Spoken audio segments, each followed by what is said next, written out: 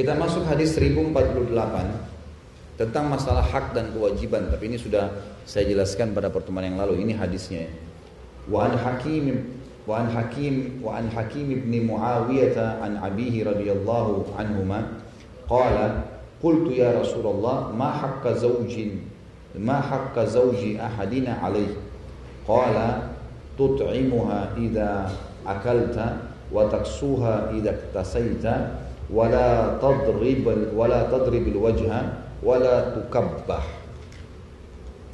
wala tahjur illa fil bait. Rawahu Ahmad wa Abu Dawud wa Nasa'i wa Ibnu Majah wa 'allaqa al-Bukhari ba'dah wa sahhahu Ibnu Hibban wal Hakim. Hakim bin Muawiyah dari ayahnya radhiyallahu anhu, beliau berkata, aku berkata, wahai Rasulullah, apakah kewajiban seseorang dari kami terhadap istrinya? Apa yang dia harus berikan kepada istrinya? Beliau menjawab, engkau memberinya makan jika engkau makan, artinya semampumu. Engkau memberinya pakaian jika engkau berpakaian, dan jangan memukul wajah, jangan menjelek-jelekkan, jangan tidak menemani tidur kecuali dalam rumah. Karena ada hajir namanya ya.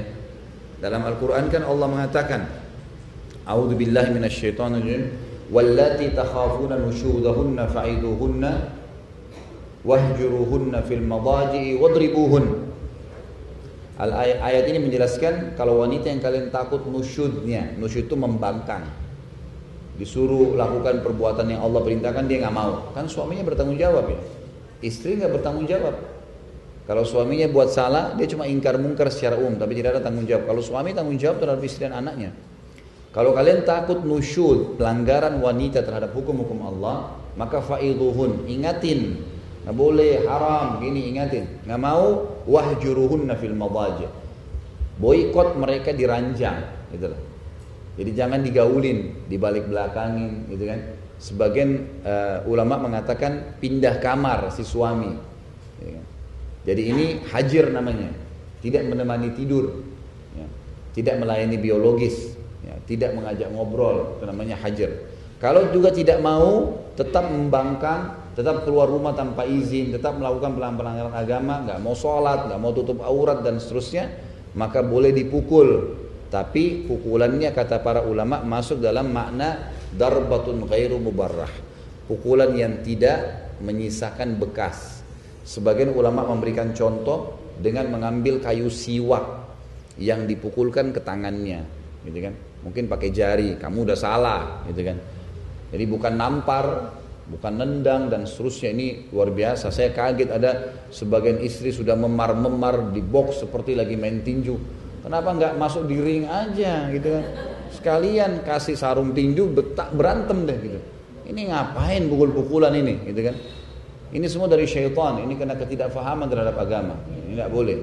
Orang kalau paham agama insya Allah jauh dari itu. Jadi yang dimaksud dalam hadis ini adalah dan jangan tidak menemani tidur, hajar maksudnya. Jangan sampai engkau meninggalkan ranjang dan tidak menggauli dia kecuali di rumahmu. Nggak boleh di luar. Misal lagi nginap di rumahnya mertua, gitu kan? Kemudian dia pindah kamar tuh nggak. Artinya tidak boleh orang lain tahu. Harus tertutup. Tidak boleh kecuali di rumahmu. Itu yang dimaksud di sini. Jadi hadis ini memberikan pelajaran kepada kita adanya kewajiban suami dan hak istri. Kewajiban suami adalah yang pertama memberikan makan dan minum serta pakaian semampunya yang dia mampu.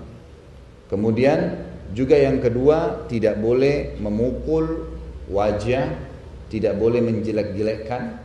Yukabbah ini ngucapin kata-kata yang menghina, menjatuhkan, apalah. Kau memang dasarnya dari keluarga begini, naudzubillah, ini nggak boleh, gitu kan? Kau memang begini, kau memang begitu, oh memang masa lalu kamu begini, gitu. Termasuk selain jangan cemburu buta tadi yang saya berikan, juga jangan pernah menyebut-nyebut masa lalu, nggak perlu, nggak bisa. Sekarang ya sekarang, nggak boleh, gitu kan? Ada salah satu kakak ipar saya, kebetulan suami dia memang kerja di sebuah kantor yang masih bercampur baur gitu kan. Memang suaminya masih umum lah. Dan dia seorang pengacara ya, dan punya banyak program-program dan bukan pengacara. Apa sih, dia kerja di sebuah media sosial yang ngumpulin data-data dari masyarakat gitu kan. Ringkas cerita adalah, dia bilang, ini saya kalau datang ke acara, kebetulan dia cerita sama istri saya sampaikan kepada saya gitu. Dia bilang kalau lagi datang ke acara kantor, sering kali teman-teman kantornya suami saya ini godain saya. Dia bilang, oh kamu istrinya si fulan ya? Oh itu dulu mantan saya tuh. Kata teman-teman perempuannya si suaminya ini, gitu kan. Tapi perhatikan bagaimana bijaksana dia menjawab. Oh iya, itu kan dulu, sekarang suami saya. Selesai, gitu kan. Orang itu jadi nggak bisa ngomong. Tapi kalau orang salah nih, dia berbahaya nih. Dia pendam, pulang ke rumah, oh kau rupanya begini ya. Masa lalu mau diapain masa lalu? Orang dulu pernah lakukan. Umar bin Khattab dulu pemabuk gitu kan. Tapi setelah sekarang lain. Lihat sekarangnya, bukan dulunya. Ini penting ya. Apa yang kita lihat depan mata kita, kalau ada orang baik depan mata kita nih, pasangan kita baik. Lalu ada orang ceritain macam-macam, itu cerita dia. Gak usah terpengaruh. Depan mata saya ini kok, gitu kan? Ya udah ini saja. Karena dalam Islam hukumnya hukum zahir, yang kelihatan depan mata saja. Kita nggak perlu menghakimi yang lain. Ini penting ya. Baik, hadis ini memberikan pelajaran kepada kita bahwasanya laki-laki harus memberikan hak istrinya. Ini kewajiban dia.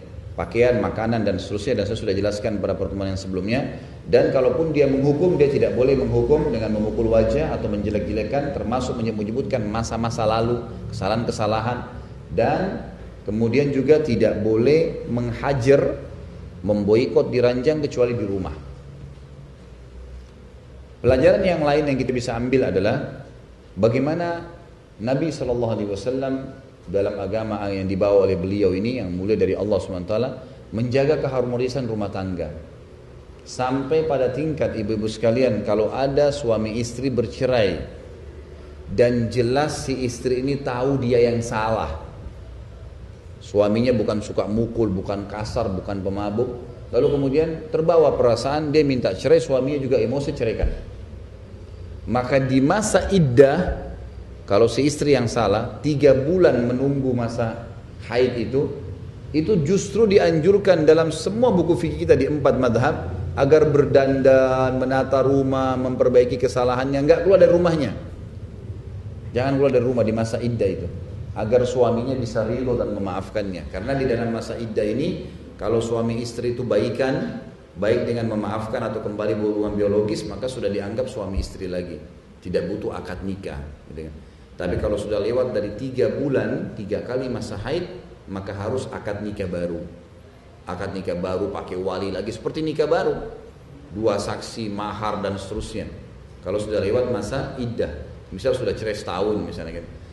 Nah, tapi kalau enggak dalam masa iddah, maka itu bisa kembali kapan saja tanpa anda akad nikah. Ini satu hukum juga yang berhubungan dengan tadi. Jadi saking pentingnya untuk menjaga keharmonisan rumah tangga. Lapangkan dada kita, ibu-ibu sekalian. Kalau ibu salah, jangan segan mengatakan maafin saya. Dan kalau ibu benar, maafkan. Begitu juga dengan suami tentunya. Saya kalau bicara sama bapak begitu, anda benar, maafkan yang salah, maafkan istri, maafkan anak. Kalau anda salah, jangan segan mengucapkan saya minta maaf. Karena itu perintah agama, gitu kan? Kita jalankan agama.